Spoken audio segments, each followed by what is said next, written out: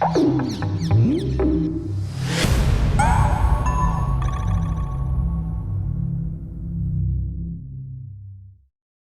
and welcome to my channel, Wide Awake. My name is Rob. This is Milo. Sat down, laying down on the floor. Where is he? Up there. On his little rug. Bless his little cotton socks. I love Milo. He's my favourite dog. Except for the other dogs that I've owned in my life. I've always had dogs. They're amazing animals. They've got so much character about them. And they're very good for you as well. They teach you lessons that you don't realize sometimes. That we've owned dogs. I've had dogs all my life, and we see them as our pets. They're another living entity experiencing their own form of consciousness, and I don't know. Sometimes Milo, the way he acts, he teaches me lessons a lot of the time as well. The laws of karma. As above, so below. If I take him for a walk and I'm in a rush one day, so he doesn't get to sniff on the side of the road and piss against lampposts as much as he'd like to, he's a proper little shit. Sometimes though, if I go out and I'm in this kind of mindset where I'm the alpha dog and we'll go out hunting together, and he's the most obedient animal I've ever fucking had. It's amazing. It's weird. It's like we're going around prowling along, and he's always around about me. He's always within eyesight type thing, and I don't have to say a word to him. It's just kind of gestures and shit, and he just hangs around me. But as soon as I kind of lose this focus, I don't even know what it is. It's just a weird fucking mindset, like I say. And it's like you've got this connection with your animal. I don't know if anyone else has experienced that. I'd like to know if you have. Put it in the comments, because it's a weird thing for me. It's a new thing for me. I'm learning a lot of Milo. I'm learning a lot out of curiosity, and that's where I want to go with my channel. I'm exploring the evolution of consciousness, and the reason I say that consciousness is in evolution is because I think that's what evolution is. It's the universe has created itself to try to understand itself, and we are, as humans, as we can perceive it right now, the highest level of consciousness that we know of. I think it goes higher, because time isn't necessarily a fixed thing. So the future has already happened. So the future higher selves that we've got are already there. They're already in existence in infinite parallel universes. So depending on which route you'll take, you'll meet the higher self. You'll be the higher self that you're eventually going to be, whether it's whichever path you take. Yeah, that's my thoughts on the evolution of consciousness. Consciousness is all. I've said this in my previous Ketloop video. Consciousness is all I have. I experience from the day I was born this universe through the eyes and through the senses that I've got within the structure of my fucking body, wherever it is, my inner self. And that's the only experience I've ever had of the world. And my thoughts are that every other conscious entity in existence has exactly the same kind of experience. They've got an experience of some kind, and it's all subjective. Every conscious experience is subjective from its own perspective. So what is reality when you look at it this way? What is an objective reality? Is there such a thing as an objective reality? Because all that's observing the reality is the consciousness of existence itself, experiencing its own reality. So outside of our thoughts and our ability to interact with what we perceive as the outside world. What is that? Is there anything actually fungibly, tangibly fucking there? Do you know what I mean? Or is it all just one big VR, complicated simulation experience, ultra realistic HD graphics from the fucking future that we've all been diving into and dipping in and out of for eternity? And we're just coming to a point of technological evolution in our own reality where we are kind of creating another universe again with AI and virtual reality, augmented reality, and robotics. And we are creating this other parallel universe that we can. I think Elon Musk said, he was talking about simulation theory. And you know, if you take the exponential growth in technology that we've had over the last 50 years, say,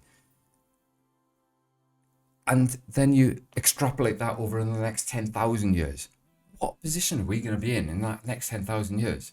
We're going to have the ability, if assume we don't kill ourselves, make ourselves go extinct, we could potentially have the ability to make experiences which are indistinguishable from our reality right now.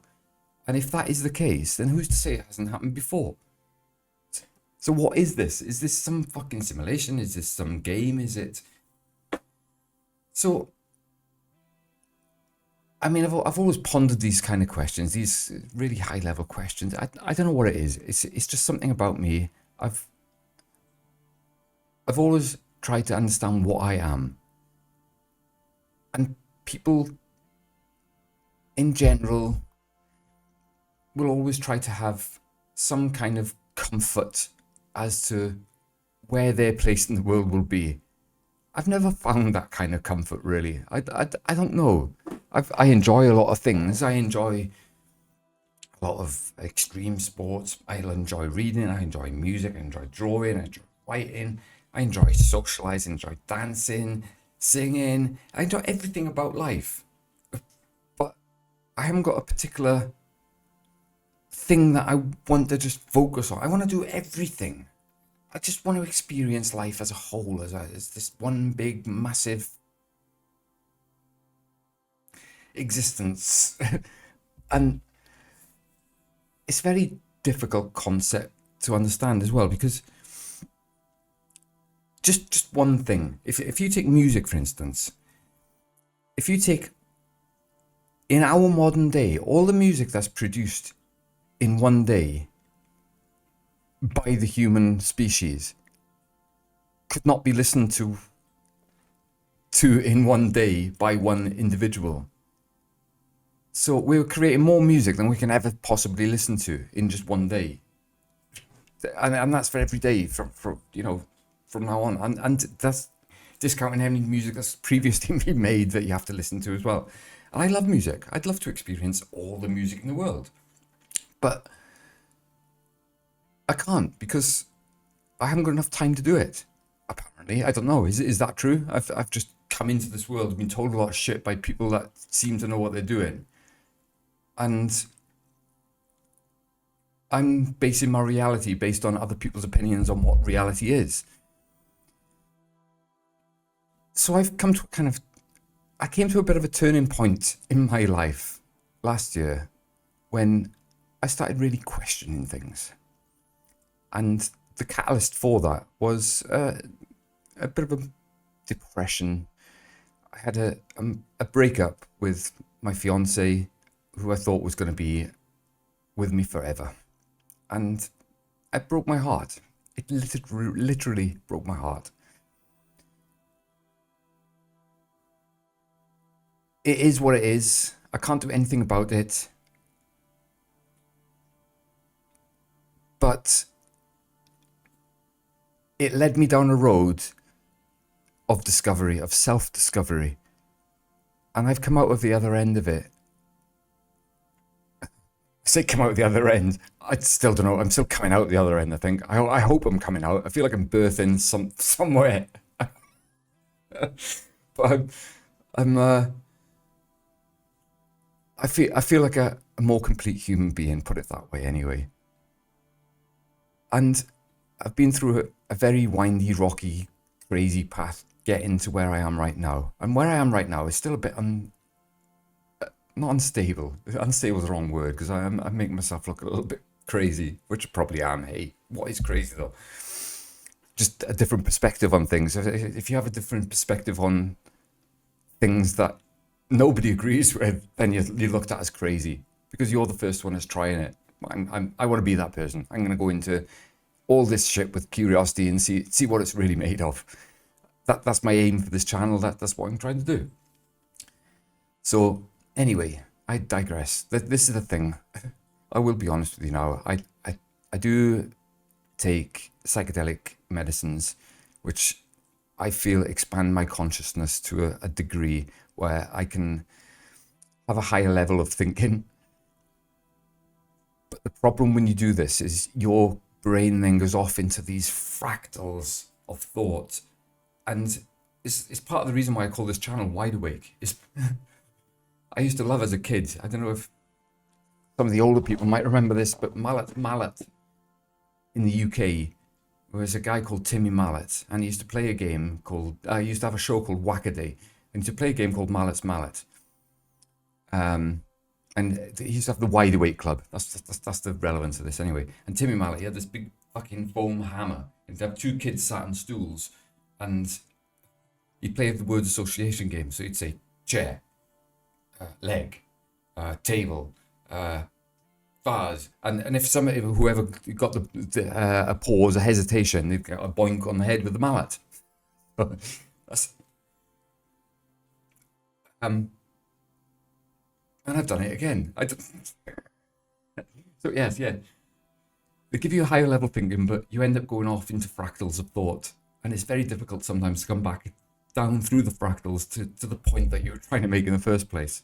So as a consequence, what I'm trying to do with these videos is record myself making a lot of content, and then I'll have to backtrack a lot of it and then maybe add things to where I've started a point and then trailed off to somewhere else into some weird dark corner somewhere and forgot to come back to where I was going to in the first place.